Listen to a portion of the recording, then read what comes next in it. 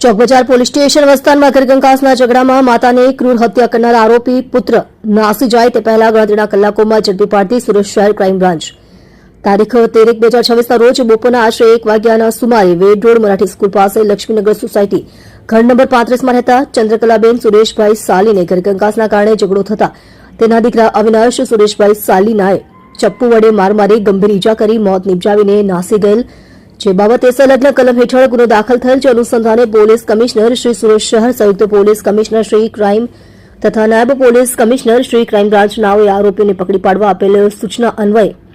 Police inspector crime branch zone 2ની team પ્રયત્નશીલ હતા। દરમિયાન બાતમી હકીકતના આધારે આરોપી અવિનાશ સુરેશભાઈ સાલી રહે ઘર નંબર 35 લક્ષ્મીનગર સોસાયટી વેડ રોડ સુરત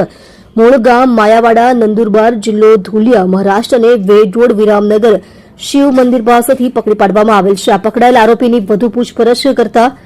જણાવેલ કે આજરોજ બપોરના 1 વાગ્યાના સમયે આરોપી અવિનાશ સુરેશભાઈ સાલી અને તેની માતા નામે ચંદ્રકલાબેન સુરેશભાઈ સાલી બંને ઘરે હાજર હતા ત્યારે આ મરણ જનાર ચંદ્રકલાબેન સુરેશભાઈ સાલીએ કામધંધા બાબતે આરોપી પુત્રને કહેતા બંને વચ્ચે ઝઘડો થયેલ। આ વારંવાર થતા ઝઘડાના કારણે આવેશમાં આવીને ઉશ્કેરાઈ જઈ ઘરમાં પડેલ શાકભાજી સમારવાના ચપ્પુ વડે પોતાની માતાને છાતીથી થોડા ઉપરના ખભાના ભાગે ચપ્પુનો ઘા મારીને મોત નિપજાવેલ અને ત્યારબાદ નાસી જવાની ફિરાકમાં હતો। દરમિયાન પકડાઈ ગયેલ હોવાની કબૂલાત કરેલ છે।